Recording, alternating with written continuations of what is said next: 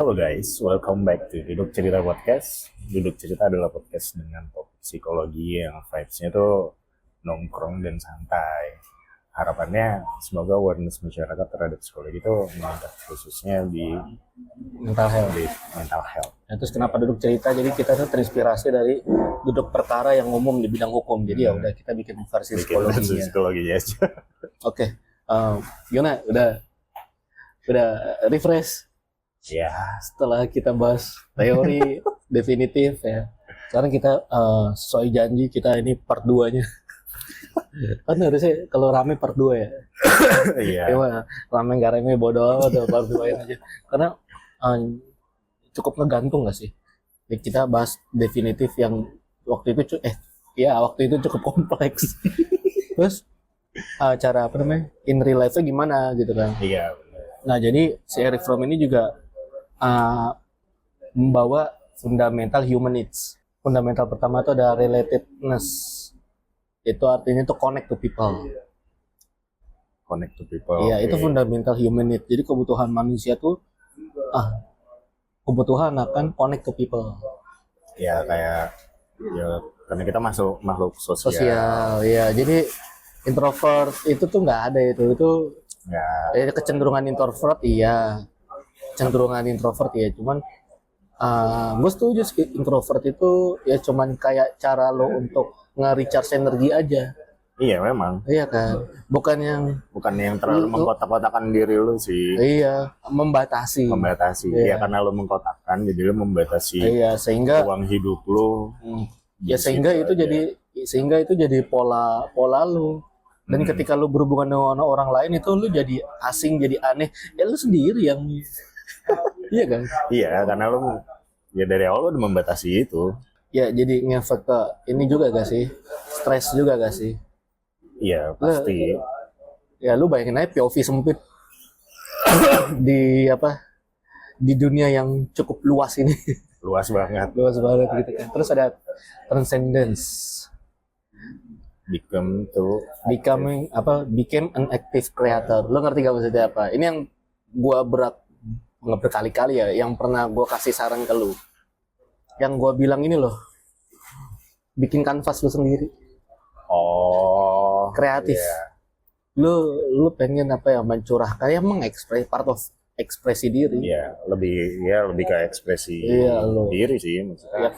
Ya lu punya cara lu sendiri untuk mengekspresikan ya kan, dari melukis, menjahit. Iya, nggak salah.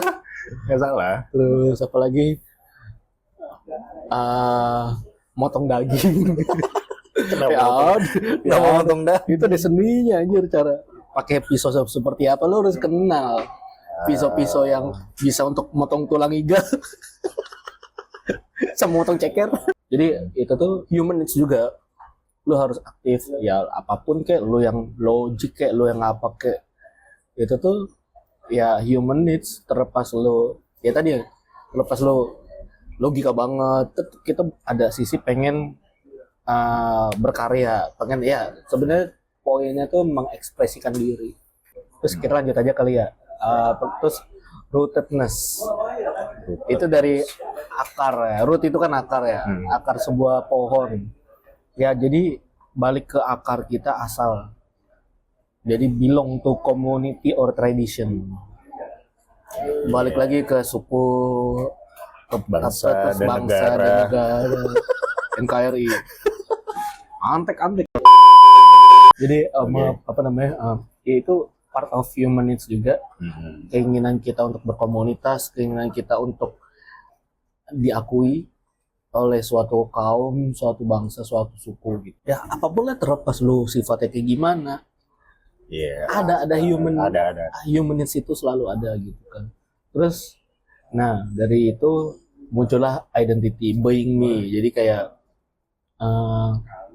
bagaimanapun lu connect, bagaimanapun lu berkreatif, bagaimanapun lu asal dari mana, tapi fundamental diri sendiri itu ada juga gitu kan. Jadi hitungannya ini fundamental ya, itu tadi sih sebut kontradiktif. Iya. Jadi yang Di satu sisi lu pengen diakui secara komunitas, tapi di sisi lain lu juga ada keinginan untuk menjadi diri sendiri. Iya benar. Itu loh kenapa manusia tuh emang kompleks, Kompleks banget. unik. Dan sama satu lagi a frame of orientation. Nah, ini gue sempat searching karena gue nggak ngerti artinya apa. Jadi kayak a frame of orientation ini apa gitu kan, karena detail keterangannya atau penjelasannya itu kayak map of life as stable individuals. Bingung kan lu? Jadi intinya gini, lo tuh butuh ending. Ini kalau gue inget ya, lo tuh butuh ending. Dan lo akan gelisah kalau nggak ada endingnya. Gitu. Iya, Pak. Gitu. Jadi kayak misalnya lo udah yang penting gue kerja itu nggak bisa. Nggak bisa. Lo pasti kerja untuk apa? Ya at least kayak ntar gajian gue pengen belinya. Jadinya lebih ke goals juga nggak sih? Iya, dicacah menjadi goals kecil atau goals realistis yang bisa lo achieve gitu loh. Ya, itu tadi yang kayak contoh, gue nggak tahu gue kerja mau ngapain, mau jadi apa. Intinya gue ngerjain sesuai job desk dan minggu gue pengen kesini, udah gitu aja. Iya kan? Tapi imagine kalau misalnya lu nggak punya route itu. Iya. Ya kan? Nggak ke direct. Iya, ya lu mau kemana bingung gitu, sehingga ada kekosongan tersebut gitu. Dan ini tuh again ini fundamental banget. Iya. Human needs. Iya lagi. Fundamental human needs yang dimaksudkan Eric Fromm tuh itu tadi yang kita jelasin. Nah, terus Eric Fromm juga membahas perihal escape mechanism juga. Kabur ya. Ya sama kayak apa namanya? Escape mechanism. Iya. Escape mechanism. Bukan kabur ya. Simply kayak defense mechanism gitu kan. Mekanisme bertahan diri atau kalau Karen Horney kan kemarin menggunakan kalimat itu ya, ini escape mechanism mungkin kita simplify jadi caranya kayak defense mechanism juga gak sih? Ya. Jadi di sini juga ada 3. Pertama authoritarianism. Authority ya istilahnya, authority. Dari apa? Power. Dan to power side. Jadi itu kecenderungan untuk pengen punya power sehingga dia baru bisa nyaman istilahnya gitu. Oke. Jadi kalau dia powerless itu kayak aneh, gelisah.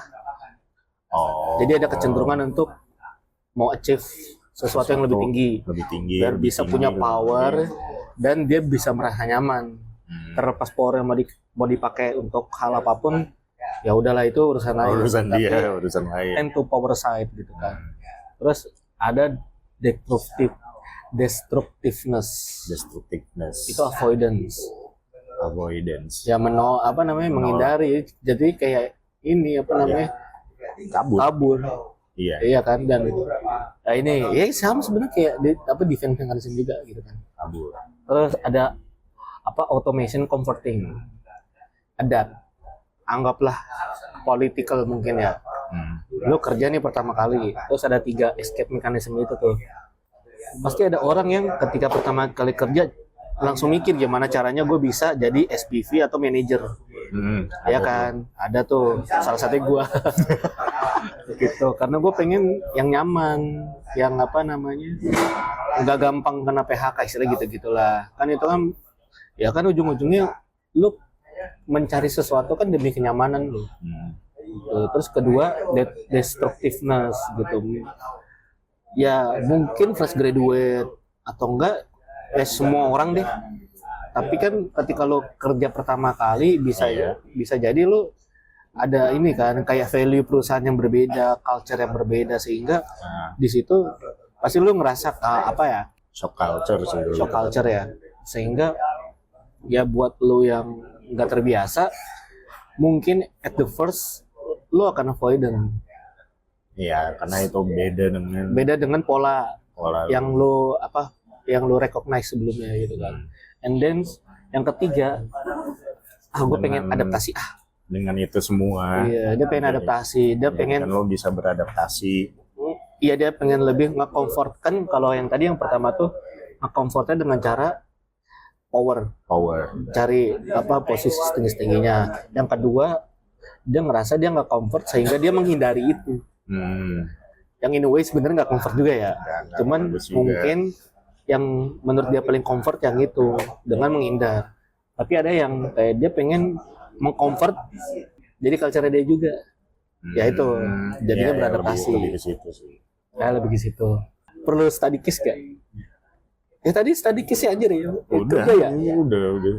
Ini dari Erich Fromm, emang secara definitif apapun itu kita harus sebelum kita masuk ke rootnya, sebelum kita masuk ke penjelasan secara praktikal, kita harus menyamakan definisi dulu, ya kan? Iya. Menyamakan definisi dulu sehingga tadi yang bikin kemarin puyeng itu adalah karena manusia itu unik, sehingga bisa mengartikan, bisa mentranslate hal yang beda-beda. Tapi kan kita pengen ini kan bisa lebih praktikal gitu kan. Nah, Jadi harus di satu definisikan dulu nih. Nah, sehingga ini kan udah nyampe deep nih, udah nyampe dalam nih. Dan teman-teman juga bisa memilih mau menggunakan teorinya apa enggak. Iya sih, lebih ke situ sih. Ya kan. Tapi yang pertama kalian harus satu suara. Satu definisi dulu.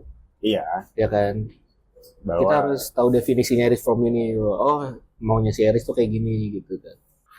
Oke, buat thank you yang udah nyimak sampai sini. Kalau thank you buat teman-teman yang udah nyimak sampai sini. Kalau ada pertanyaan, kritik, saran boleh banget share di kolom komentar, dan DM juga mungkin boleh banget DM di Instagram kita @bedukcerita.id.